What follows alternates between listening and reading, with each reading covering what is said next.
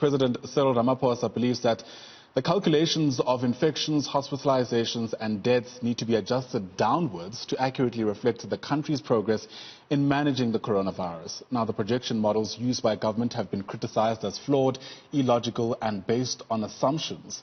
As the country moves to level 2 of the lockdown, there have been calls for a post-lockdown strategy that emulates South Korea, for instance.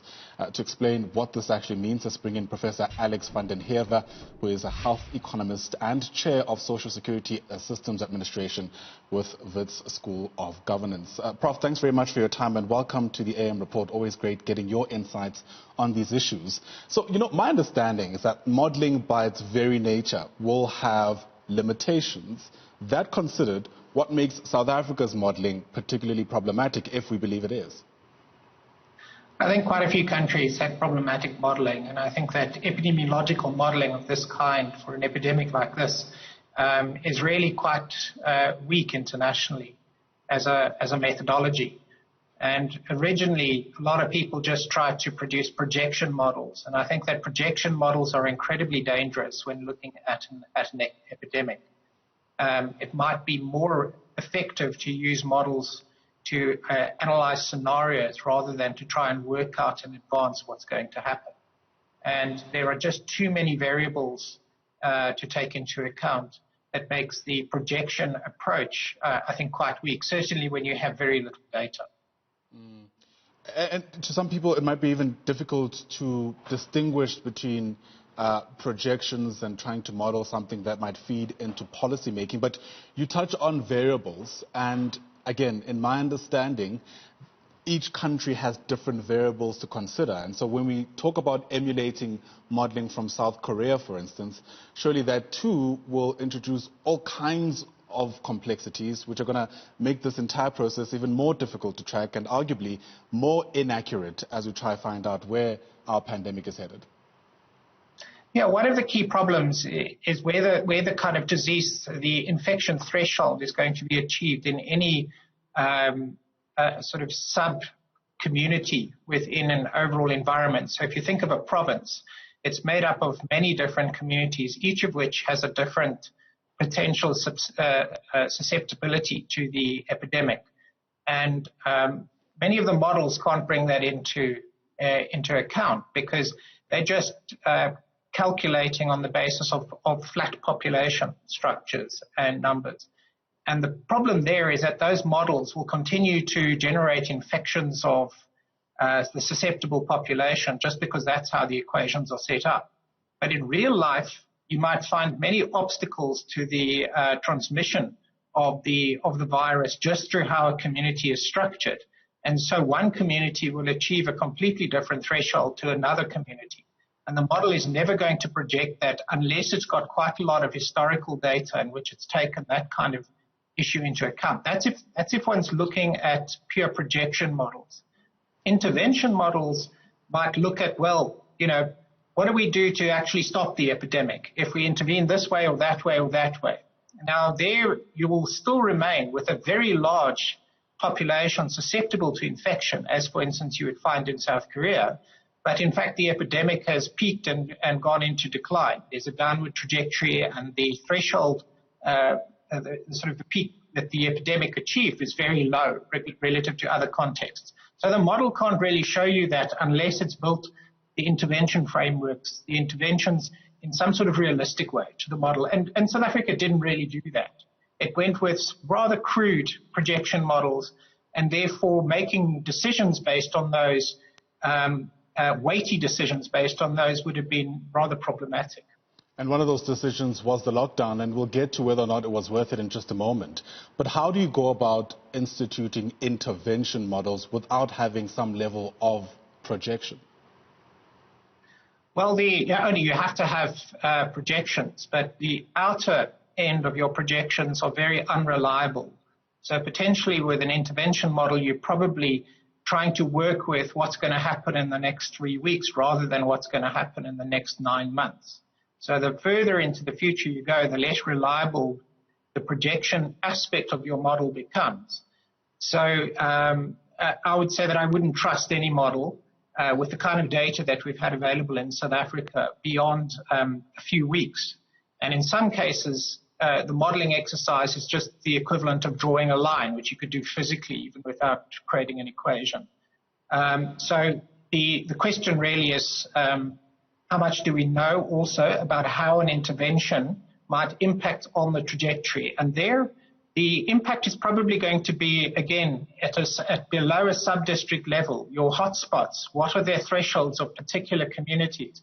And an epidemic doesn't necessarily rise in a sort of smooth way. It kind of travels through communities in both space and time. And as it goes, burns through the communities, it jumps up and it jumps down. And essentially most of our models that we've had in South Africa have just aggregated all the information. And therefore, it's not really conveying a lot of information about what could happen and when things are likely to turn. Interesting.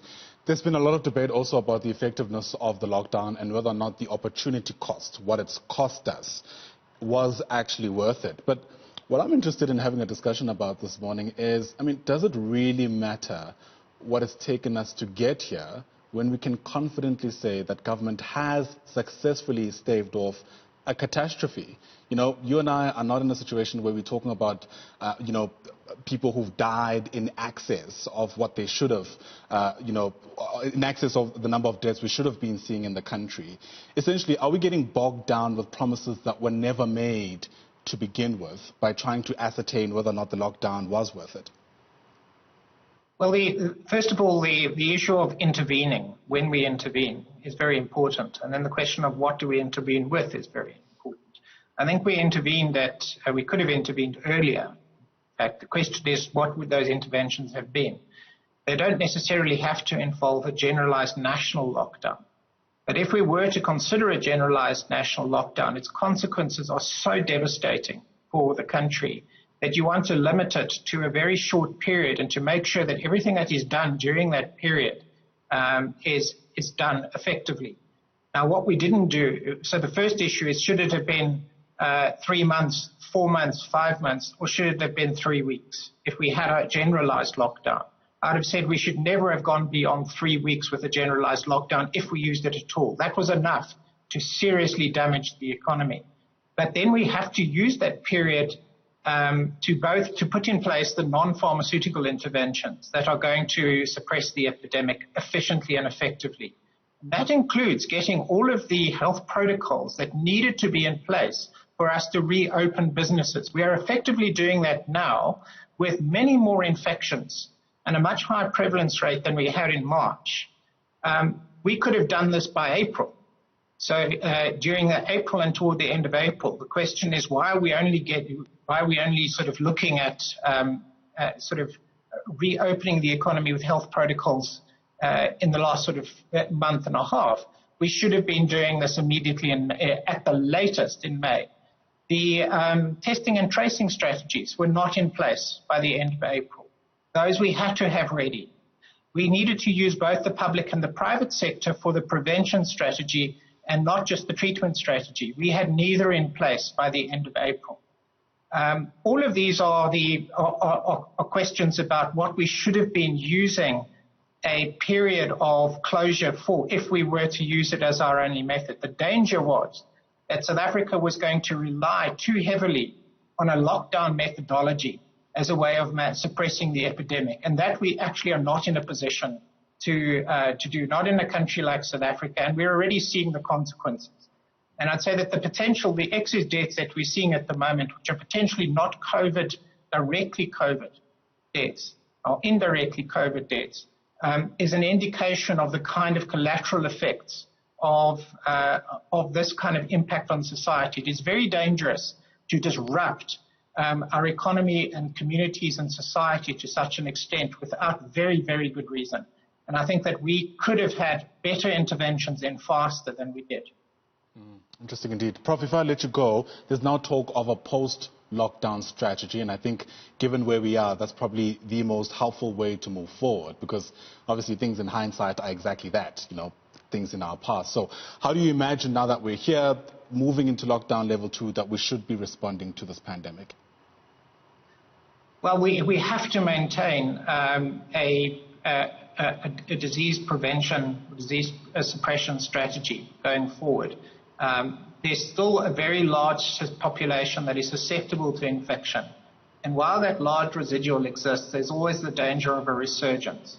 So we can't go down to sort of life as before, but we are a lot more prepared, I think, as a society to exercise caution both as individuals and households, as well as by through appropriate regulation.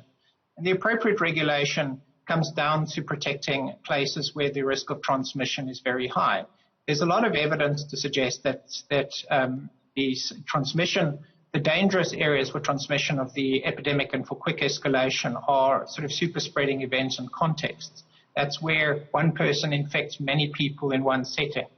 And so all those areas need to be very carefully monitored and supervised to ensure that the super spreading contexts and events do not result in super spreading. If we do that, we're likely to maintain the epidemic, to suppress it at a relatively low level. If we fail in those areas, then we will have a resurgence.